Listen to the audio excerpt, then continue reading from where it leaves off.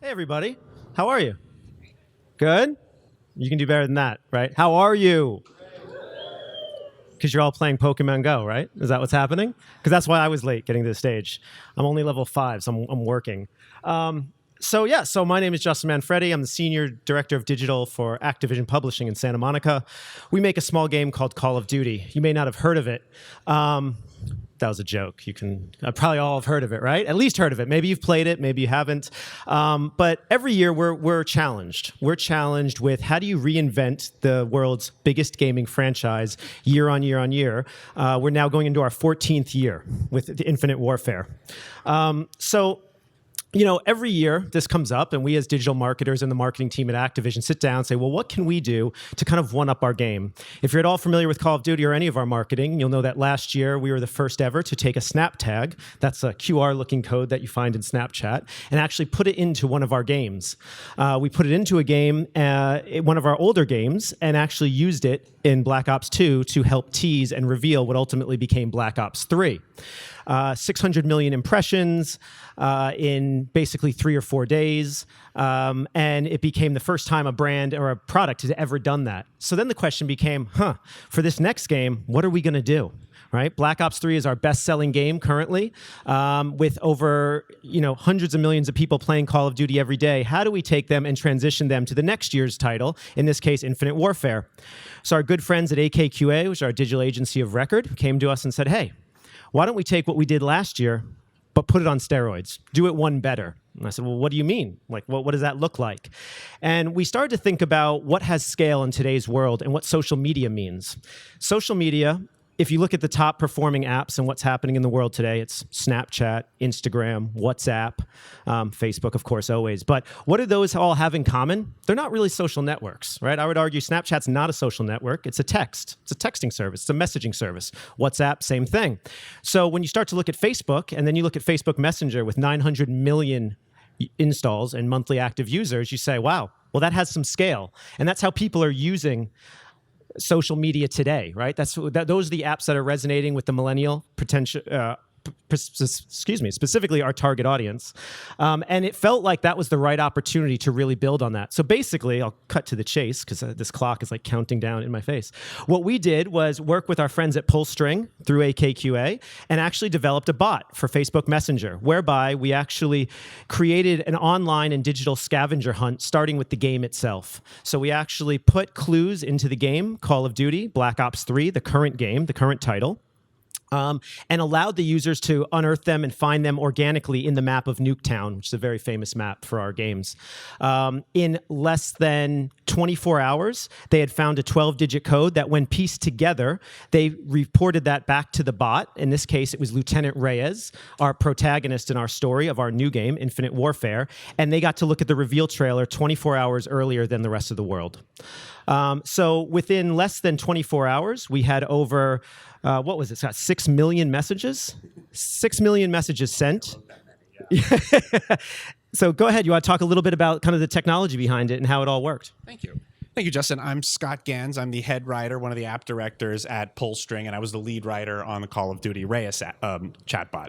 So what we did basically was we built a chatbot that had a story that fit into the Call of Duty world and narrative. And we sort of built a directed conversation that gave people, a narrative setting, the story, the information they needed to participate in the scavenger hunt, and really made them the hero of the story. But, Call of Duty fans aren't going to stop there. We know they're going to look for the edges. They're going to try to trick it. So we stuffed it with so many Easter eggs, more Easter eggs than grass. And we basically, we filled it with answers to questions like, when does the game ship? Did you watch Game of Thrones? Who's Becky with the good hair? The character knew the answers to all those things and answered them in a way that stayed on brand, stayed in the story, and sent them back to the narrative. And we did that through what we call our interjection system. So very quickly, in a very short amount of time, a couple writers built a chatbot that made a huge reveal for the Call of Duty game. Thank you. So I think we have a video to play, actually. Hopefully it works with sound. Oh, click it. Let's see. Oh, So if you want to know quickly what happened, this is the cadence of events in real simplistic form. A threat appears in the Nuketown map of Black Ops 3, of which basically there's 10 to 12 million people playing every day. The threat intensifies over the course of 24 hours, more codes and more... So I should have started by saying Infinite Warfare, the premise of the story is it's good versus evil, right? As in most Call of Duties. There's a bad guy and there's a good guy, and they got to shoot each other. So that's basically the threat intensified with the SDF, which is the bad guys in Infinite Warfare, descending on this Black Ops 3 map. Our hero, Lieutenant Reyes from Infinite Warfare, our protagonist, breaks through and speaks to you and says, there's only one secure line. Get to the bot. Get to the bot. So players go to Messenger, crack the code with 12 different hidden codes that we placed throughout the map over 24 hours. And then the players were delivered the trailer from that bot. So I think the next slide plays it through. Messenger. So that was Lieutenant Reyes telling you to go to the only secure comms channel, Messenger. That actually took place on all our social channels as well as in-game. And then he kind of starts to unpack for you what exactly the situation is on the ground. I'm back. I think I've got the code. I knew I could count on you. Is that the code? Let's see. Come back at 1600. And at which point we serve them that next morning, the trailer, which for us in the gaming world is a big thing, right? If you get to see our trailer 24 hours early, that's a big thing, and that's takes over on Reddit and social. So this had arms and legs well beyond a bot and was truly for us kind of a pivotal marketing moment. To date, it is the largest and most successful Call of Duty reveal that we've had for any of our titles and games. So we're pretty proud of that. Over 300 million impressions in one day with over 6 million messages transmitted between users. So again, really happy to have worked with our friends at AKQA and Pulsestring. They did a great job, and we're really happy to be able to present this to you today. Thanks.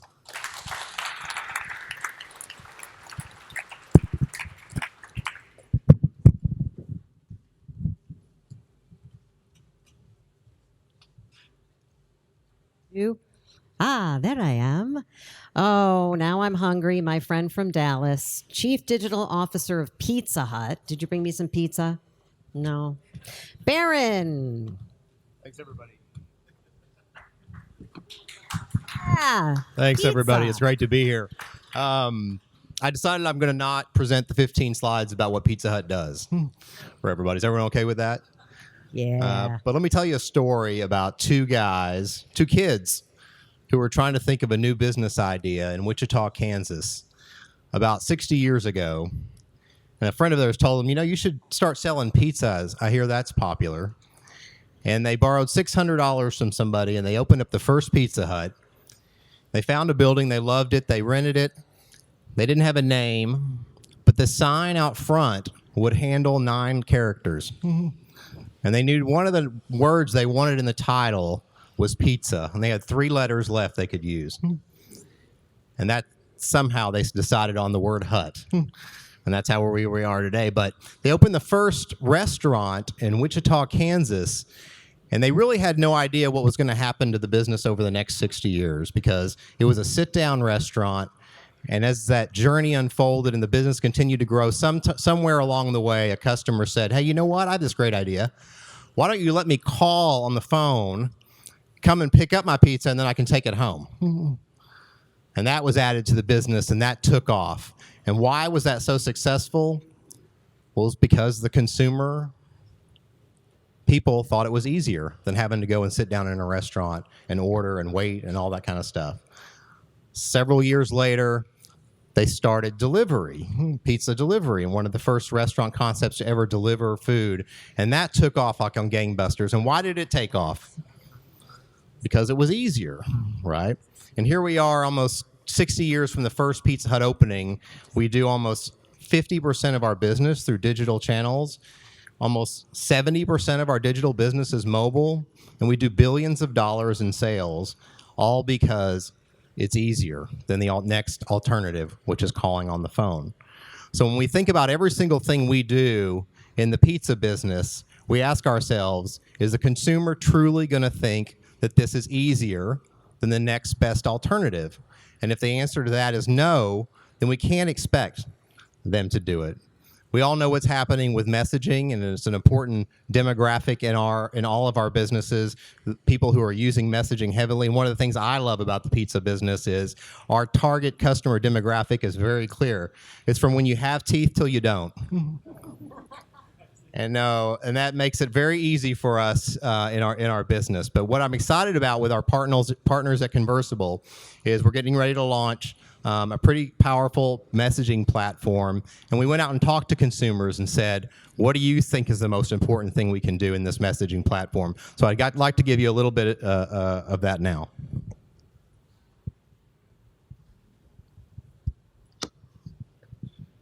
So here you can see me messaging with Pizza Hut on Facebook. First thing I want to show you what consumers said is, hey, why don't you tell me what the best deals are today? So I press on deals, and it quickly pulls up and shows me, for my store closest to me, what are the best deals I can do. The other thing we love about our business is how many people in this audience have a favorite kind of pizza?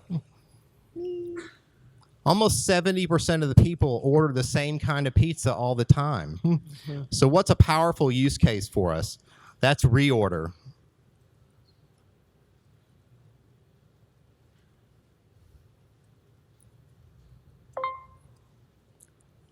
And you can see the platform will pull up my last two orders. The first one here is the normal for me and my wife because I eat pepperoni and she doesn't, so she gets veggie lovers. And then the pizza for our kids. So let's say I want to reorder our favorite. I click on delivery. Let's see, how many orders would I like? Let's say 25. And then what's the address? Let's see, we'll use the mapping. So I'll use current location. So let's see, 25 large pepperoni lovers, 25 large veggie lovers. Let's place the order. So you can see I was emailed a receipt. Oh, yeah. I wonder if that order went through or not. But that's how quickly someone can reorder their favorite pizza. And that's important because the other really fascinating thing about our use cases is people are in a certain mood when they're ordering from us, and that's hungry. And it's important to be quick and fast. We'll be launching this very soon on Twitter and Facebook. And one of the things that Pizza Hut and brands like Whole Foods love about the Conversible platform is it allows us to quickly scale to other channels.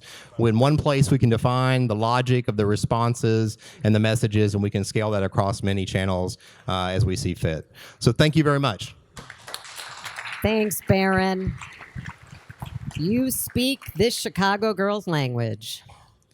All right.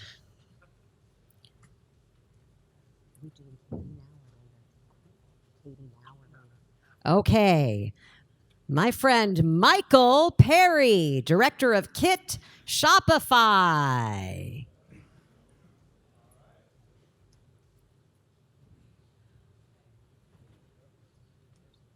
Uh-oh.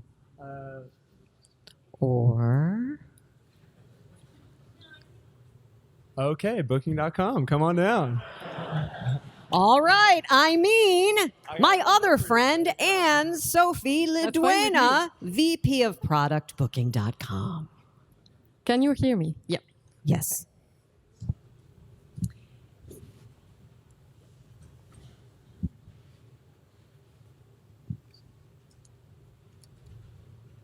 It's the green button, right? Yeah.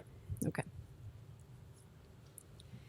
So mobile technology nowadays and all the recent innovations around beacons, bots, and AI are really starting to empower us to interact in a much richer and immediate way with our surroundings.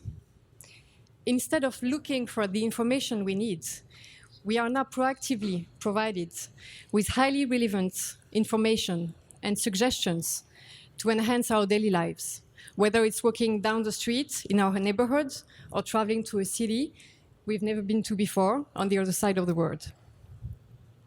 And smartphones are really changing how we travel. So smart technology cuts through the clutter. So nowadays, the real challenge, both for companies and for customers, is cutting through the clutter.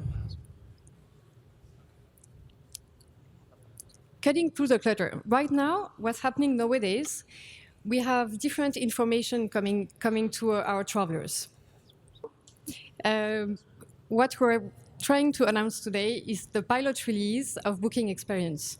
So Booking Experience, basically, we're trying to launch new products with new technologies. We launched Passion Search a few months ago. So Passion Search is a tool that allows you to basically find the destination according to the passion you have. We also launched a new product, which is called Booking Messages. And Booking Messages allows you to be connected between the traveler and the hotel, regardless of the language you speak. Booking Experience tries to answer the question of what you want to do in destination. The real question right now, since the question of where you should go is a quite easy one, and it has been answered quite a long time ago with Booking.com, TripAdvisor, or Lonely Planet, the real question is, what should I do? What should I do when I'm in destination? And that's the real question and the complexity we are trying to solve. So when you travel to a destination and you find the perfect hotel, the perfect room, the perfect destination, the real question is, what do you want to do in destination? And for that,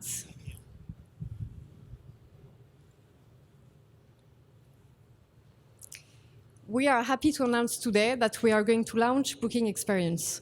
So it's a pilot release where basically we want to connect you with the experiences and the activities you can do in destination, basically by harnessing the AI and powerful machine learning to be able to predict your travel intention and what you could do in destination. So Booking Experience is going to offer you the opportunity of not only finding the hotel you want, but also having a whole in-destination experience on your smartphone inside the Booking.com app, so you can get easily to any kind of attractions, museums, activities, or tours. So how is it going to work?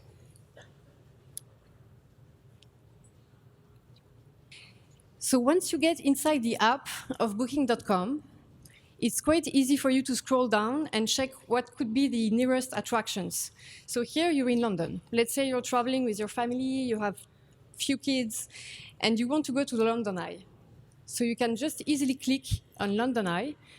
You're going to get all the information you need about the attraction and what you could do and what you're going to see inside the attraction. So we're also going to provide you with a map on how to get there and get you the perfect destination and the easiest way to quickly reach London Eye. So our product basically being a QR code inside the Booking.com app. If you click on the London Pass, you're going to get a QR code, which is going to give you access and easy entrance to the attraction. So you just have to skip the line, scan the QR code in the attraction, and you get in. Once you get out of the attraction, Booking.com is going to push you a new notification telling you, by the way, you're not far away from another attraction, which is the London Dungeon. It's 4 minutes walk. You can get there. It's a family attraction. So same, we're going to give you the directions, the map, and also the description for the attraction. If you click on the pass, it's exactly the same. You just show up at the attraction. You don't have to queue. You skip the line, and you get in the attraction. Once you go back to the hotel in the evening, we are going to push you a new notification telling you, how was your day? Did you enjoy your day, your different attractions? And then we're going to provide you with new information, telling you, since you are traveling with your family, maybe tomorrow you can enjoy the zoo, Madame Tussauds, or the Natural History Museum. So that's really what we're aiming at, and what we want to with Booking Experience is targeting the traveler intent when they are in destination, customizing every attraction we are going to push in notifications, and make sure you make the best out of your trip in destination.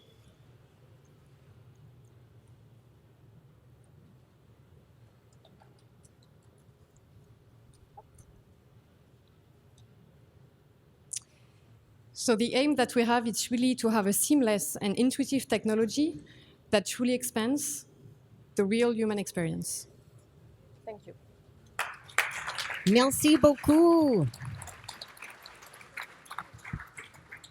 I just want to hop up for 1 second and just Everybody who networks over there, if you could just keep your voices down a little bit just to make sure that everybody here can be heard, that would be swell. Ooh, it's already a little bit better, isn't it? All right. Next up, Lauren Coons. Is that correct? Oh, man. You can just use that mic. CEO of Pandora Bots. It's Lauren Coonsey. I'll get that nickel Coonsey, later. You got it. Okay.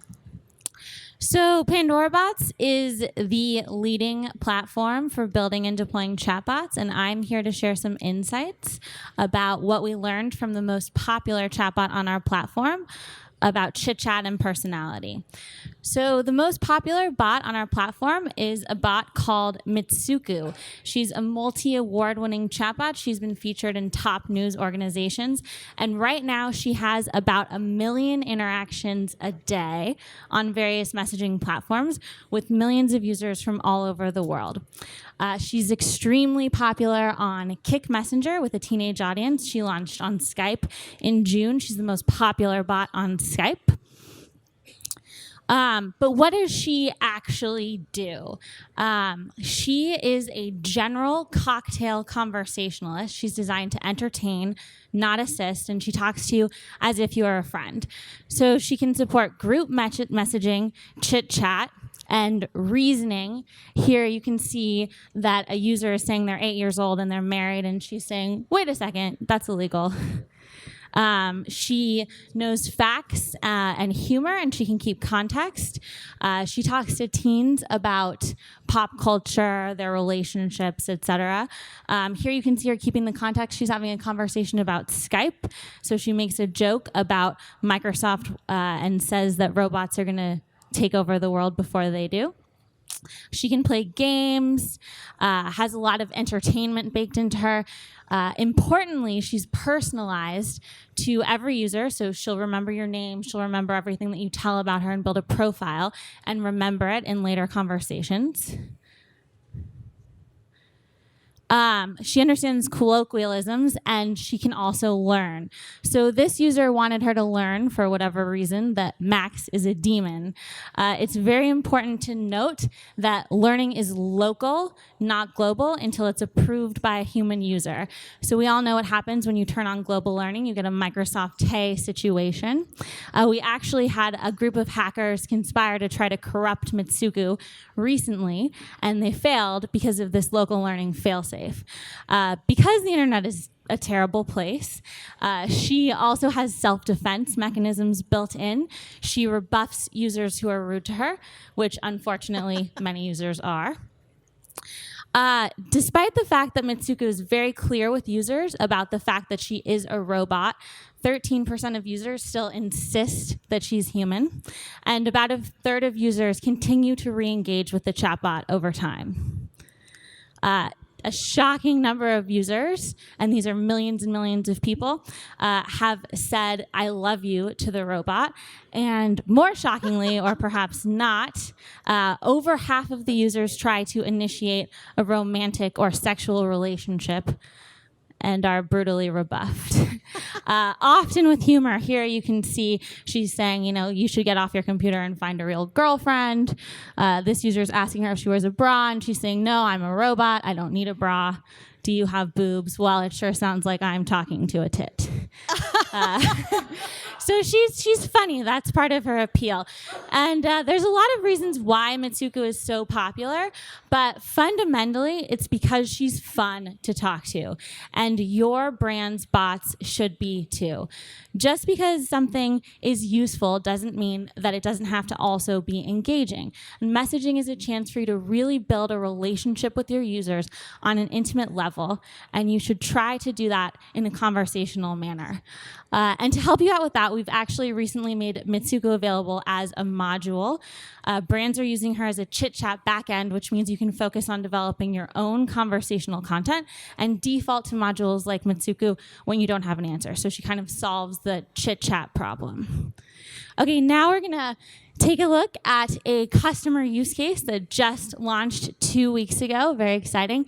It's Yamato Transport, which is the FedEx of Japan. It's a shipping company.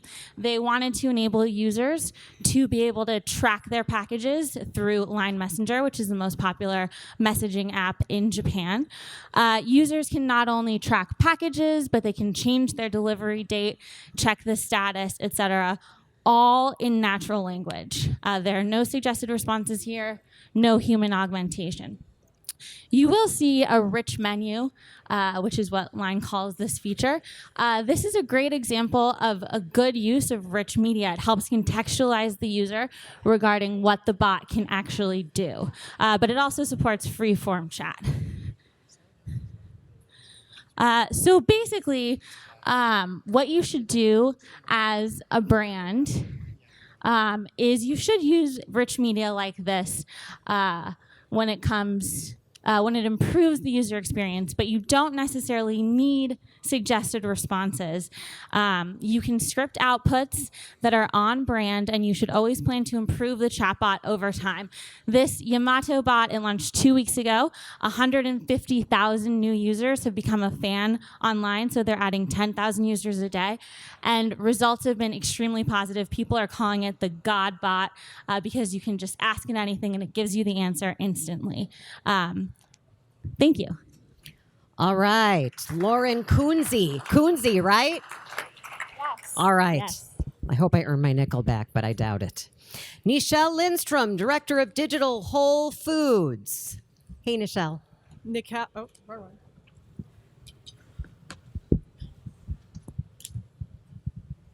It's actually Nikel, so you owe me a nickel now, too. I know you. Oh. That's a trick. It does not look like Nikel, I know. Hey, y'all. I'm here from Texas, and we say y'all. Okay. So, as our lovely MC mentioned, my name is Nikel Lindstrom. I'm the Director of Digital Marketing for Whole Foods Market. At Whole Foods, we've spent the last 30 years building an incredible in-store experience. People have called us Disneyland for adults. And if you've ever been to one of our stores, you know that walking in, you get an amazing sensory experience. There's sights, there's smells, there's samples. There are amazing team members who are full of expertise and who are helpful. And my charge has really been to take that store experience, that retail experience, and translate it into digital spaces, thinking about ways that customers can bridge that physical and digital using platforms and services that they're already using. For us, there were kind of two key insights that drove us to look to Messenger and bots as a potential way to make that bridge happen. The first is that we know that over 50% of recipe searches happen in an aisle, in a store. It's happened to me. I'm sure it's happened to many of you. You're standing in front of something in a store and you're like, what am I going to do with this when I get it home? And so you search for a recipe or search for an idea.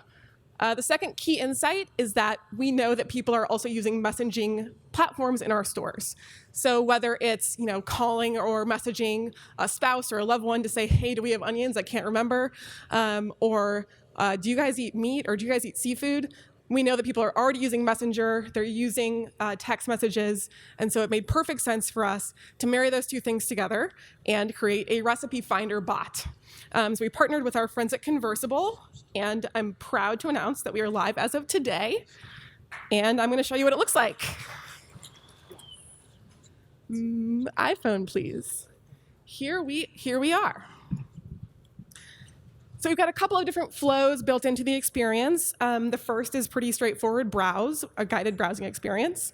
So if I need a little inspiration, I can browse recipes. I can say things like, I'm vegan, any number of special dietary restrictions here. And let's say I want to make a vegan brunch. So I can select dish types, all kinds of dish types here. I know I want to have brunch. And I get a selection of recipe options that meet my criteria. So I've got all kinds of great stuff here. I think this French toast looks awesome.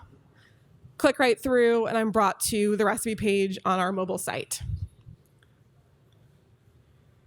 If I know what I want, let's say I really want some vegan meatballs because I'm still vegan.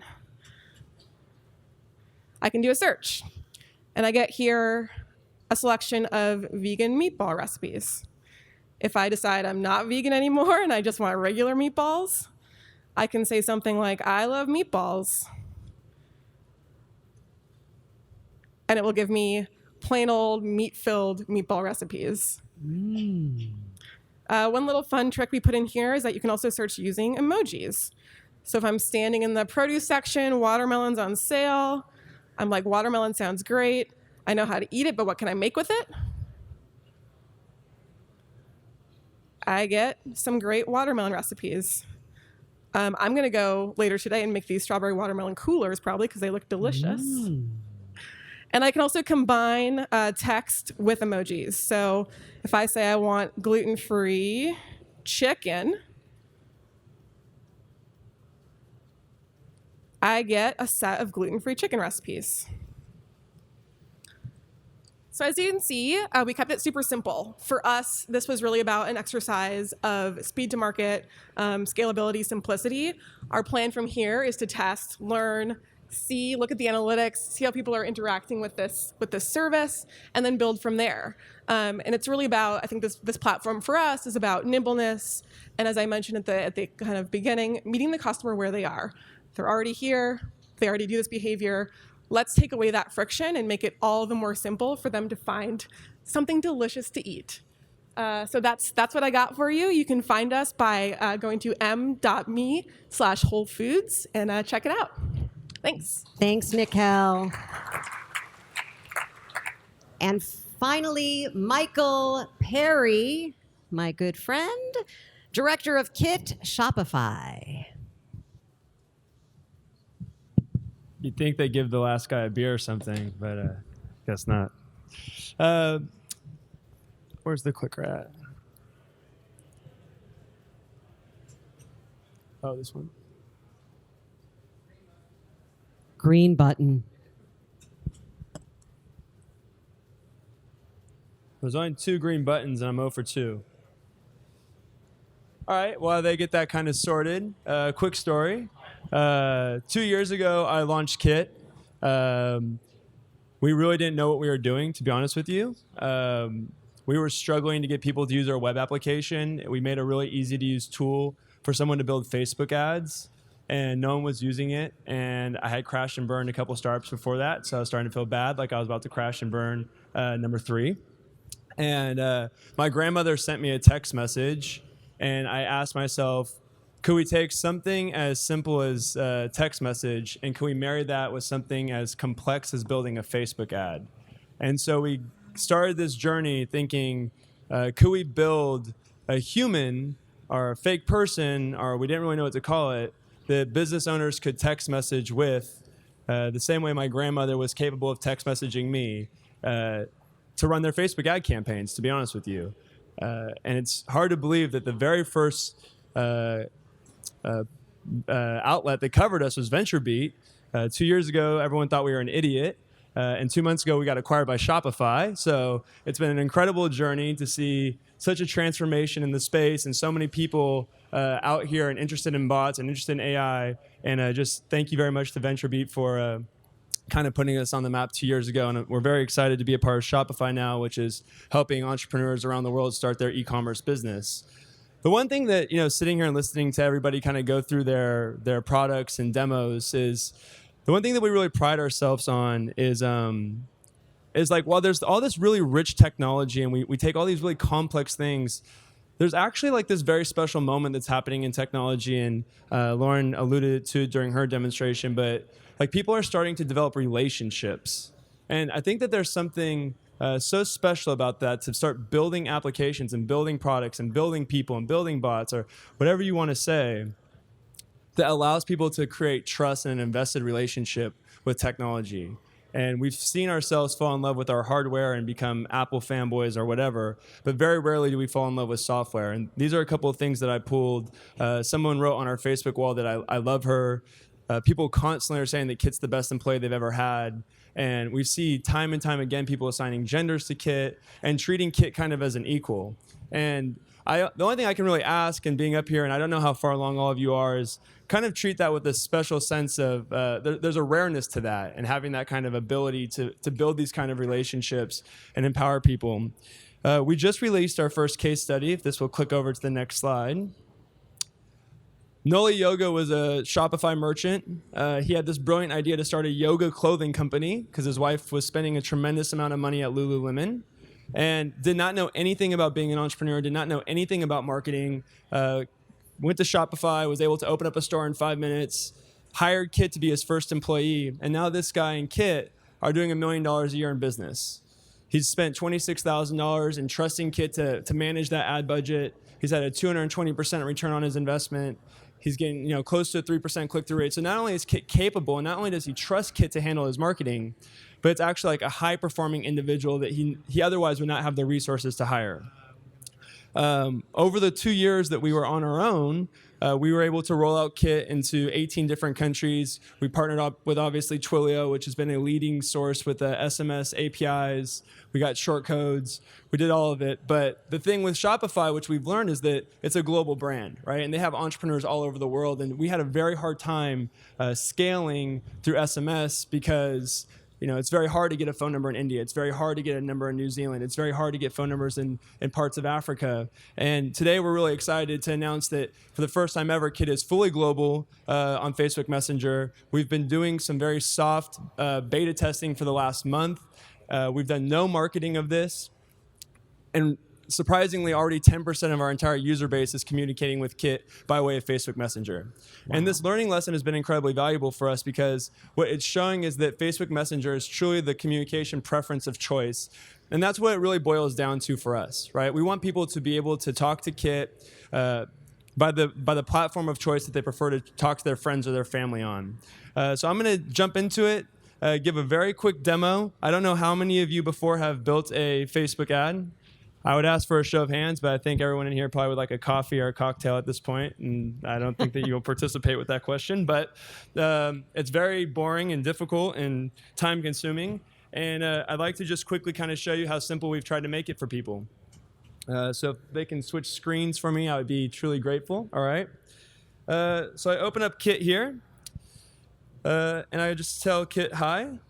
Now, we've made a really strong, let's see, maybe if I turn off the Wi-Fi and gamble on LTE, since that seemingly has been the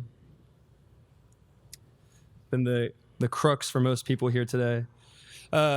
We made the decision, especially when we jumped into Messenger, to kind of not go with all the photos and buttons and things of that nature because we really didn't want to feel like an app inside of Messenger. We're very committed to building a person that you can communicate with inside of Messenger. And you can see here that Kit is both proactive and reactive, meaning in most cases where Kit is most powerful because we're connected to Shopify's APIs, we know the status of their store, we know their sales, we know their inventory, and we're able to see marketing opportunities. This is a situation where a store owner can tell Kit what to do. So you can see some options here. So I'm going to say market products. Now Kit, responds to numbers and words. I don't really want to type out, run an ad on Facebook, so I'll just respond back with one. So it's able to kind of segment now our inventory, right? So do I want to advertise new products, best-selling products, things that need a little bit more support, they're not selling super well? We also have created a shortcut called Showcase My Store, which kind of pulls a variety of products to give a good demonstration of the store. So if I say new products, it then quickly lists the last 3 things I've added to my store, and I can now run single product ads for those products. Or I don't know how familiar you guys are with carousel ads. It can do all 3 of those products in a carousel ad, or it can take the last 5 products that they've added to their store. So if I say 4. Now, mind you, in the background of all this, Kit's doing best practice on building a Facebook ad. It's creating custom audiences. It's creating lookalike audiences. It's pulling the images for those 3 products. And I'm going to say a $60 budget. It's now going off and kind of constructing that ad, and it's going to hopefully come back to me here pretty quickly. And there it is.